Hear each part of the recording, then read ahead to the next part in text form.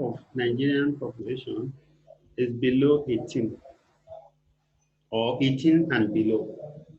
So that means that there are a lot of people that are in that age gap, that is between the age of 18, 20, 21, 22, and let's say 30 or 35, who are capable to vote.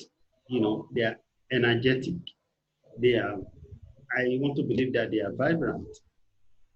So, but, you as a person, as perhaps a youth advocate, uh, do you think our youths are ready?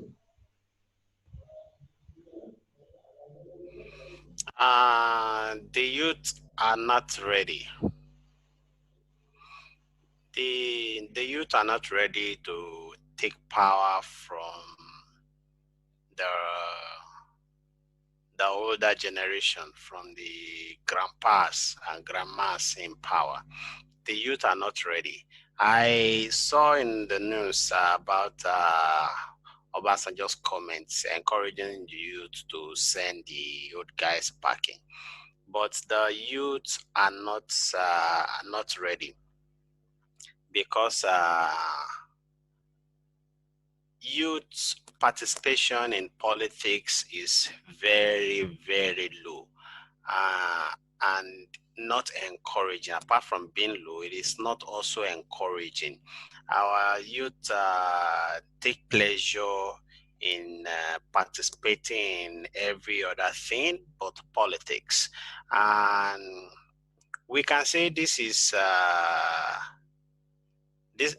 can be credited to the politician because they try as much as possible to get our youth scared of politics. They use slangs like politics is a dirty game. They use slang like they use different kind of slang to scare people away from politics. Well, it's not politicians that use that slang. It is we, the people. It is the parents. It is the leaders of various community leaders, leaders of families and small groups. It is them, religious groups. In fact, when I was younger, it was believed that if you go into politics, you are corrupt. You are They corrupted. are backslided. Yeah, exactly. As a Christian, if you go into politics, people already begin to look at you as, this guy is already gone astray or is backslided, just like you said. So it's not the politicians. So Okay. I was going to ask you, why this low participation in politics when we have the number? The low participation in politics, we can say it is because people are not prepared. Families don't prepare their words to participate in politics. Uh, in our previous discussion, in one of the topic, I had said how my grandma we asked me to follow Big Brothers to political meetings. I was just 17 thereabout then. That's when democracy newly come back, 1999 thereabout. So now people don't families don't encourage their words to participate in politics. And that is why we have so much rot, so much toggery, so much corrupt guys in politics now, because even those that our parents don't have interest in politics, so they kind of pass it on to us, because if they have interest in politics, these bad guys will not have grown so much wings now that we are unable even to cop them.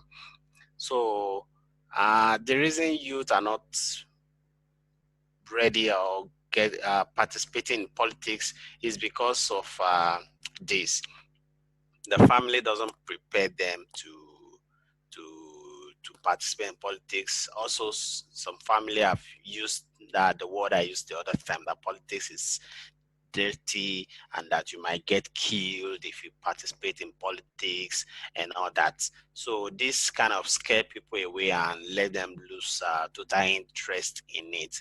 But meanwhile, if you lose interest in politics, not participating in politics cause more damage to you and I, to the youth, to our parents cause more damage to us than we can ever imagine.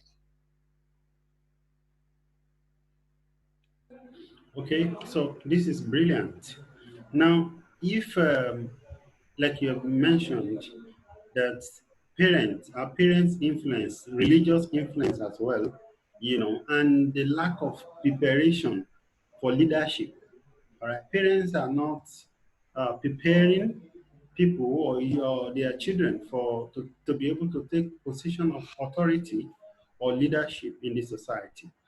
And I think when we look at schools or institutions as well, I think the institutions, our schools are not even doing well too.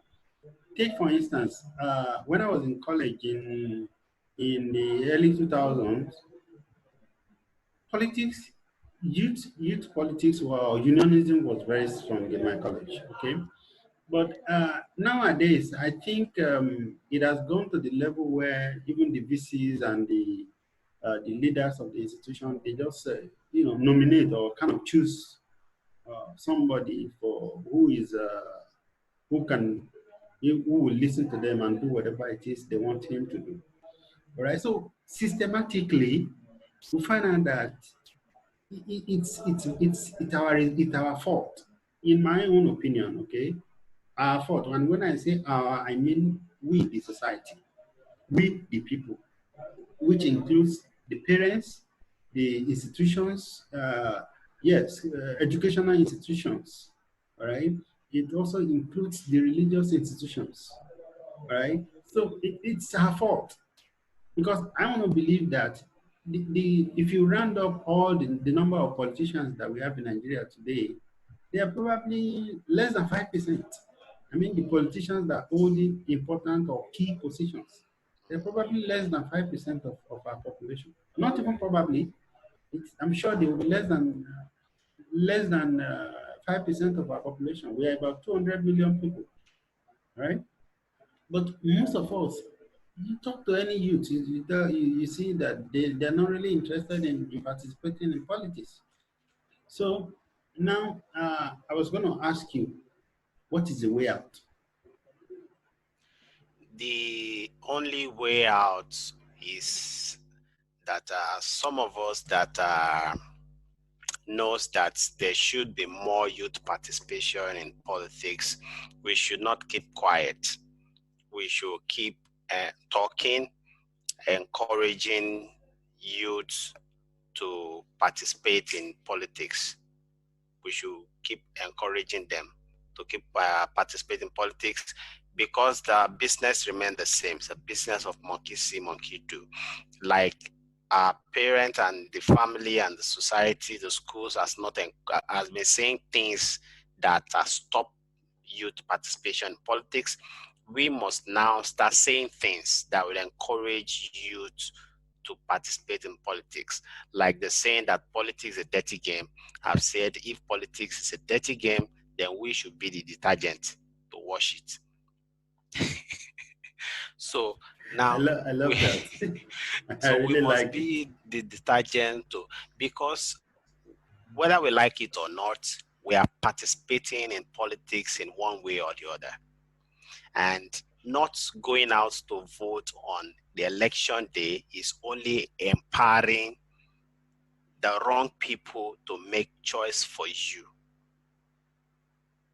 Because presently in Nigeria, one of problem we have, and that is not helping us, is that the number of political illiteracy is so high than the educational illiteracy. People are educated, they have BSc, they have all sort of certificates, but politically they are illiterate. They prefer to stay home on election day to watch movie, to watch football, to have time, fun with their family, instead of to go out to vote. So they leave the power of selecting who will lead them, who will determine how much you buy food in the market, who will determine how good the health care will be. They leave that power to the Okada riders, to the market women. I'm not saying Okada rider and market women are not humans, but I'm saying we can influence them even to make the right choice, because these people will just buy them off. Imagine the, I've said in the last election, I've said the problem of the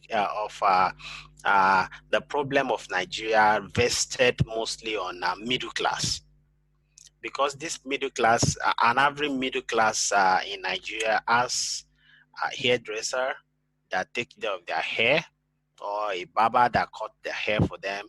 They have laundry washerman or woman. They have mechanics that works on their car.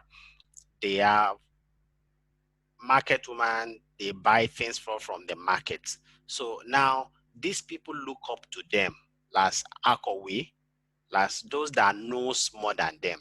So when election is coming and they see Alakowe, they look for up to that is more knowledgeable than them. It's not telling them, or it's not wearing the vest of a politician that he supports.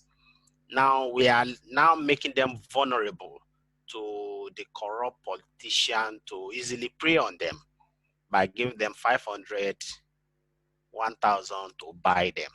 But if, as a middle class, you have all these people around you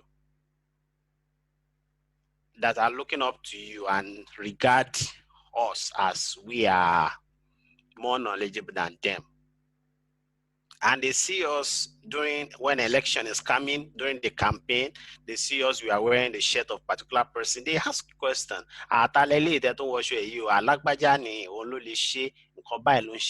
now we have been able to buy that to our side.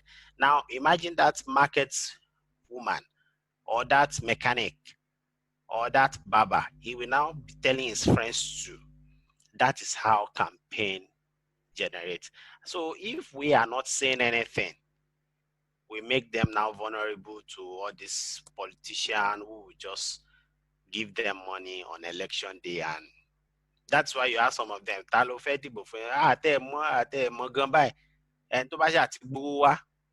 so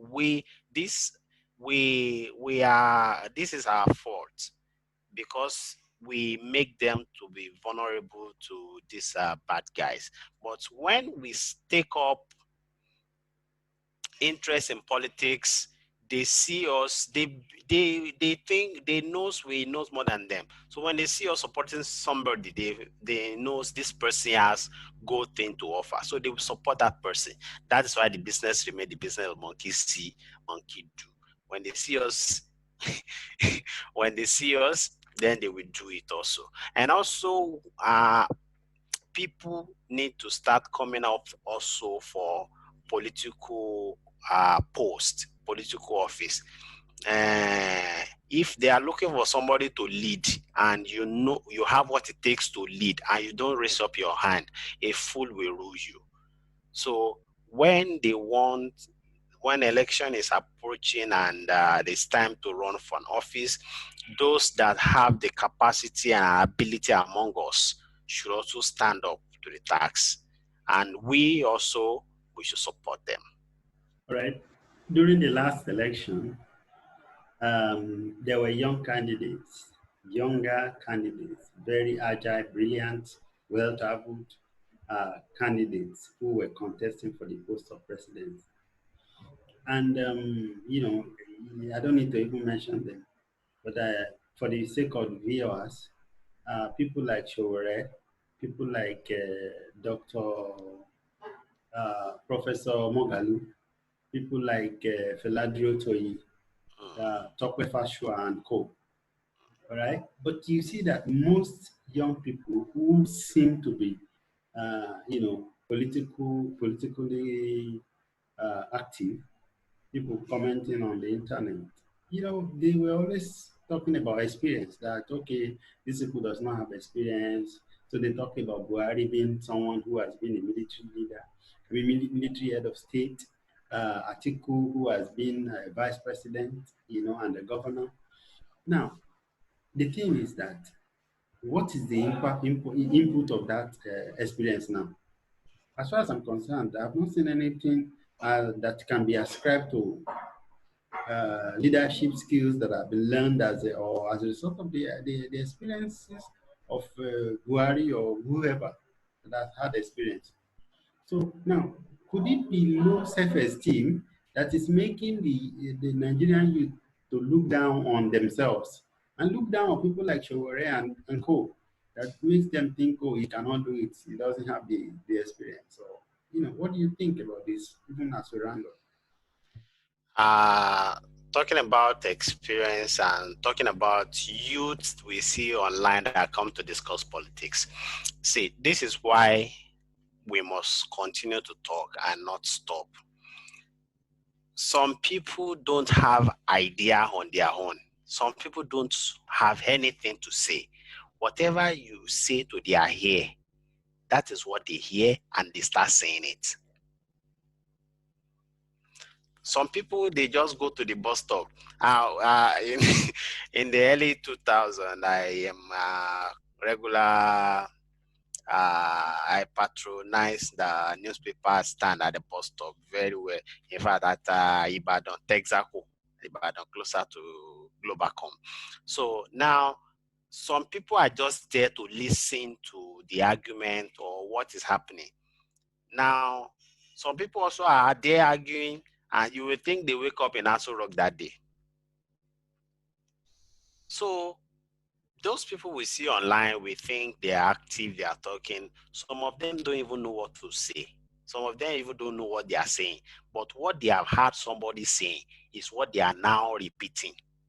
That is why we must not be weary of talking, so that they can continue to hear the right thing. When they keep hearing the right thing, they will start saying the right thing.